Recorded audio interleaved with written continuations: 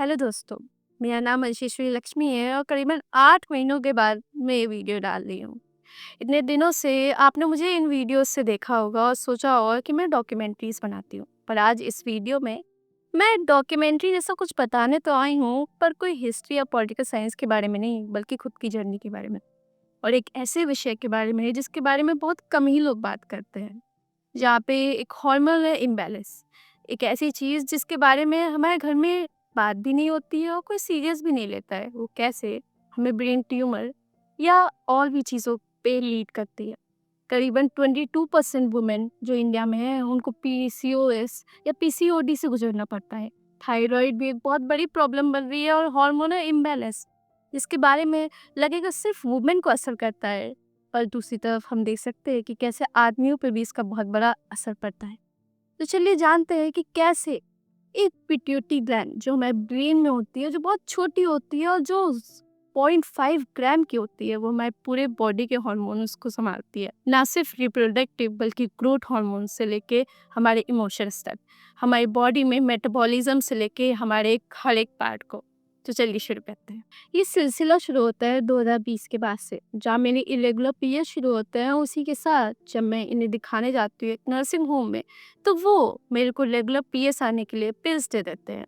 ना कोई जांच, ना कोई ब्लड टेस्ट, और ये उनकी बहुत बड़ी गलती होती है। जहाँ पे मैं इस चीज़ में नहीं थी, पर वो तो नए नहीं थे।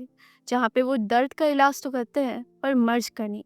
जिसकी वजह से 1.5 साल तक मेरी वो पिल्स तो चलती है, पर मेरे को और भी सिम्टम्स आना शुरू हो जाते हैं। जहाँ पे हेडेक आना शुरू हो जाता है और बहुत सारी प्रॉब्लम आनी शुरू हो जाती है। इसके बाद मुझे डेंगू होता है, उसी के साथ मेरी एक आंख बैठ जाती है, जिसकी वजह से फिर मेरी एमआरआई होती है और मुझे पता चलता है कि I have a pituitary gland tumour. अब ये एक ऐसा ट्यूमर है जो नॉन कैंसरस है, पर ये ट्यूमर हमारे पिट्यूटरी ग्लैंड के ऊपर होता है, जो ब्रेन से थोड़ा सा अलग है। अगर हम पिट्यूटरी ग्लैंड ट्यूमर की बात कर ले तो मेरी फिर सर्जरी होती है और मैं पूरी तरीके से ठीक भी होना शुरू हो जाती हूँ। पर फिर एक और बहुत बड़ी गलती होती है। 1 साल तक मेरी दवाइयाँ सही चल रही होती हैं, पर जल्दीबाजी में मेरे डॉक्टर जो होते हैं वो मेरी दवाई को ओवरडोज कर देते। पर जब दवाइयों का ओवरडोज हो जाता है तो उसके साइड इफेक्ट भी आते हैं, जहाँ पे मुझे एंजाइटी, डिप्रेशन और स्ट्रेस होता है, की वजह से मेरे हार्मोन्स और खराब होते हैं। पर आखिर मुझे हार्मोनल इम्बैलेंस में हुआ क्या था, सबसे पहले इसको जान लेते हैं। हमारे दिमाग में एक पिट्यूटरी ग्लैंड होती है। पिट्यूटरी ग्लैंड जो हमारे सर में होती है और जो सिर्फ 0.5 ग्राम्स की होती है, बहुत छोटी होती है, पर उसका काम बहुत इंपॉर्टेंट होता है। जहाँ पे वो सिर्फ रिप्रोडक्टिव साइकिल और रिप्रोडक्टिव चीज़ों को ही नहीं संभालती है, बल्कि हमारे बॉडी के मेटाबॉलिज्म से लेके हर एक नर्व को लेके, हर एक इमोशन को लेके संभालती है। जहाँ पे अगर पिट्यूटरी ग्लैंड में कोई भी हार्मोन बहुत ज़्यादा ही बढ़ता है या डिक्रीज होता है, तो हमारी बॉडी में बहुत प्रॉब्लम आती है। हार्मोनस ग्लैंड की बात करें तो सिर्फ पिट्यूटरी ग्लैंड ही नहीं होती है, बल्कि उसके पीछे एक हाइपोथैलेमस होता है, हमें गले में थायराइड होता है, हमारे कॉर्टिजोल होते हैं, और भी बहुत तरह के ग्लैंड होते हैं जो हमारी बॉडी के हार्मोन्स को संभालते हैं। इसी के साथ-साथ अगर हम देखें तो इनमें से कोई भी हार्मोन अगर ऊपर-नीचे होता है तो उसकी वज़ह से एक ट्यूमर डेवलप हो सकता है। जहाँ पे मेरे मामले में जो हार्मोन इम्बैलेंस हुआ था वो था प्रोलैक्टिन। प्रोलैक्टिन एक मिल्क प्रोडक्शन हार्मोन है लड़कियों में, और इसके हाई होने की वज़ह से मेरा ट्यूमर डेवलप हो गया। पर कई बार हमने देखा है कि और भी हार्मोन्स के इम्बैलेंस होने से लोगों के ट्यूमर डेवलप होता है। जैसे किसी के थायराइड ज़्यादा होने से उनकी थायराइड ग्लैंड बहुत ज़्यादा बड़ी हो जाती है।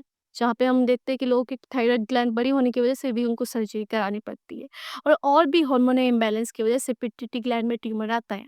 साथ ही में अगर हार्मोनल इम्बैलेंस की बात कर ले तो हार्मोनल इम्बैलेंस सिर्फ ट्यूमर को ही नहीं लीड करते, बल्कि और भी चीज़ों को लीड करते हैं। चाहे वो हमारा मेटाबॉलिज्म खराब होना हो, इमोशंस खराब होने और इरेगुलर पीरियड्स हो। और अगर हम लड़कों में बात करें, यहाँ पे लड़कों में उनके ग्रोथ हार्मोन से लेकर के और भी हार्मोन्स बहुत ज़रूरी होते हैं, खासकर उनके टीनेज एज में। जहाँ पे मैं आपको एक अनोखी बात बताऊँ, तो अगर लड़की और लड़कों में अगर पिट्यूटरी ग्लैंड में ट्यूमर की बात की जाए, तो लड़कियों में जो पिट्यूटरी ग्लैंड का ट्यूमर जो होता है वो छोटा होता है और कम खतरनाक होता है। वहीं पे अगर हम लड़कों की बात कर ले तो जो ट्यूमर उनके में आता है वो और ज़्यादा खतरनाक और डेंजरस होता है। पर ये होता किस वजह से है? क्योंकि लड़कियों में बहुत जल्दी पता चल जाता है, या इरेगुलर पीरियड्स और इन सब के होने की वजह से उन्हें जल्दी पता चल जाता है कि उनके ट्यूमर है। पिट्यूटरी ग्लैंड में। पर लड़कों के मामलों में ये लेट हो जाता है, क्योंकि आखिर लड़कों के हार्मोन्स क्या होते हैं? उनको थोड़ी ना हार्मोनल इम्बैलेंस होता है, उनको थोड़ी ना हार्मोनल चेंजेस होते हैं। पर उनको भी हार्मोनल चेंजेस होते हैं। उनके भी हार्मोनल इम्बैलेंस होने की वजह से बहुत बड़ी प्रॉब्लम्स आ सकती हैं। इसीलिए हार्मोनल इम्बैलेंस सिर्फ लड़कियों का मुद्दा नहीं है, बल्कि लड़कों का भी मुद्दा है। और जब ये टैबू होते हैं, जब घर में इनकी बात नहीं होती है, तो इसकी वजह से ये बीमारियाँ, ये प्रॉब्लम्स जो बहुत छोटी होती हैं अर्ली स्टेजेस में, वो बहुत बड़ी हो जाती है। जो एक मेडिसिन से ठीक हो सकती है, उसके लिए एक सर्जरी करानी पड़ जाती है। जहाँ पे अर्ली डायग्नोसिस की बात करें, तो बड़ी से बड़ी बीमारी, चाहे हम कैंसर की बात ले लें, तो अगर कैंसर में अगर फर्स्ट स्टेज में पता चल जाता है, तो वहाँ 93% सर्वाइवल के चांसेस होते हैं। वहीं पे अगर थर्ड स्टेज में पता चलता है, तो 23% सर्वाइवल के चांसेस होते हैं। वहीं पे सेम चीज़ हार्मोनल इम्बैलेंस पे भी आती है, जहाँ पे हार्मोनल इम्बैलेंस पर अगर पहले ध्यान दिया जाए, तो चीज़ें ठीक हो जाती हैं। और इसी के साथ-साथ एक और चीज़ आ जाती है, मेडिसिन्स का ओवरडोज़। जब मेडिसिन्स ओवरडोज़ हो जाती है, तो हमें डिप्रेस, एंग्ज़ायटी और स्ट्रेस होता है, जो कि मेरे मामले में हुआ था। और इसी के साथ मेरे मामले में एक और बहुत बड़ी गलती हुई थी। जब मैं गई साइकियाट्रिस्ट के पास और मैंने कहा कि मेरे पिट्यूटरी ग्लैंड में ट्यूमर था, मुझे प्रोलैक्टिन की प्रॉब्लम है और मैं प्रोलैक्टिन बैलेंस करने के लिए दवाइयाँ भी खाती हूँ। तब भी उसने मुझे एंग्ज़ायटी को कंट्रोल करने के लिए एक ऐसी दवा दी जो 400 गुना प्रोलैक्टिन को बढ़ाती थी, जिसकी वज़ह से मेरा प्रोलैक्टिन बहुत बढ़ गया। जिसकी वज़ह से मुझे वॉमिटिंग बहुत हुई, जिसकी वज़ह से मेरी तबीयत बहुत ख़राब हुई और अगले 2 महीनों में मेरी पूरी तरीके से तबीयत और ख़राब होती चली गई। और फिर एकदम से ट्यूमर भी डेवलप हो गया, जिसकी वज़ह से मुझे सेकंड सर्जरी करानी पड़ी। और सेकंड सर्जरी के बाद मैंने एक बात सीखी कि कैसे गलत दवाइयों की वज़ह से, गलत डॉक्टरों की वज़ह से जो चीज़ें आपकी ठीक हो रही होती हैं, जो चीज़ों में आपको बहुत आसान हो पड़ रही होती है, वही चीज़ें, वही डिज़ीज़, वही बीमारियाँ खराब होने लग जाती हैं। वही आपके सिम्पटम्स खराब होने लग जाते हैं गलत दवाइयों की वज़ह से, ओवरडोज़ की वज़ह से, जो कि मेरे साथ हुआ था। और अगर ये नहीं हुआ होता और अगर सही डॉक्टर होते और ओवरडोज़ नहीं होता दवाइयों का, तो क्या पता मुझे सेकंड सर्जरी नहीं करानी पड़ती। यहीं पे मैं यहाँ पे कुछ चीज़ों के बारे में बात करना चाहती हूँ। चाहे वो अर्ली डायग्नोसिस की बात हो, हार्मोनल इम्बैलेंस की बात हो या डॉक्टर्स की बात हो। सही डॉक्टर्स मिलना भी बहुत ज़रूरी है और डॉक्टर्स के साथ-साथ उस फ़ील्ड के भी। अगर हम हार्मोनल इम्बैलेंस, जहाँ पे हार्मोन्स के लिए जो डॉक्टर होते हैं, जिन्हें एंडोक्राइन के डॉक्टर कहा जाता है, वो इंडिया में देखा जाए तो बाकी डॉक्टर्स के कंपैरिज़न में बहुत कम होते हैं। जहाँ पे जो एंडोक्राइन के डॉक्टर होते हैं, वो डायबिटीज़ के भी डॉक्टर होते हैं, क्योंकि डायबिटीज़ भी एक हार्मोनल इम्बैलेंस की वजह से ही होता है, जो कि इंसुलिन होता है। जहाँ पे हम देखते हैं कि पर्टिकुलरली पिट्यूटरी ग्लैंड के लिए और जो एंडोक्राइन के स्पेशलिस्ट डॉक्टर हैं, वो एक टाउन में, खासकर थर्ड टियर सिटीज़ में मिलना बहुत मुश्किल होता है। लाइक कैपिटल्स में, लाइक दिल्ली, लखनऊ, भोपाल और बैंगलोर, पुणे, इन सब जगह आपको तब भी डॉक्टर्स मिल जाएँगे। पर जो सेकंड टियर या थर्ड टियर की सिटीज़ होती है, वहाँ पे और मिलना मुश्किल हो जाता है। और जिसके लिए लोगों को और अपनी सिटी से बाहर आना पड़ता है और कई बार लोगों को बहुत लेट में इसका डायग्नोसिस हो पड़ता है। और इसी की वजह से हम देख सकते, और मैं आखिरी में यही कहना चाहूँगी कि इन्फॉर्मेशन होना बहुत ज़रूरी है।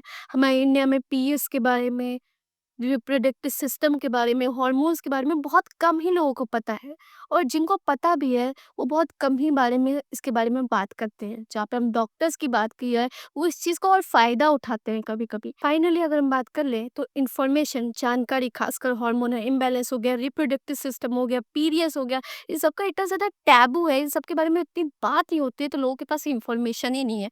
और जिनके पास जानकारी है भी, वो बात नहीं कर सकते हैं। अगर स्कूल टेक्स्ट बुक्स में कुछ लिखा है हार्मोनल इम्बैलेंस के बारे में या रिप्रोडक्टिव सिस्टम के बारे में, हमारी खुद की बॉडी के बारे में, तो हम उसके बारे में जानना ही नहीं चाहते हैं। और जो लोग जानना चाहते हैं, उनको चुप करा दिया जाता है। और इसी मिस इन्फॉर्मेशन, रॉन्ग इन्फॉर्मेशन की वजह से बहुत लोगों को बहुत बुरे-बुरे कॉन्सिक्वेंसेस सहने पड़ते हैं। जहाँ पे डॉक्टर्स भी इसका पल-पल में कभी-कभी फ़ायदा उठाते हैं, क्योंकि लोगों के पास इन्फॉर्मेशन नहीं होती है, सरकार इन्फॉर्मेशन दे नहीं रही है, स्कूल इन्फॉर्मेशन दे नहीं रही है और समाज में इसके बारे में बात नहीं हो रही है, तो डॉक्टर्स भी इसका फ़ायदा उठा सकते हैं। और जब आप गलत डॉक्टर के पास जाते हो, तो और चीज़ें ख़राब हो जाती है। इसीलिए अर्ली डायग्नोसिस ज़रूरी है, सही इन्फॉर्मेशन ज़रूरी है और हार्मोनल इम्बैलेंस के बारे में बात करना ज़रूरी है, क्योंकि ना सिर्फ ये आपके मूड को कंट्रोल करती है, बल्कि आपके सर्वाइवल को भी कंट्रोल करती है। Thank you.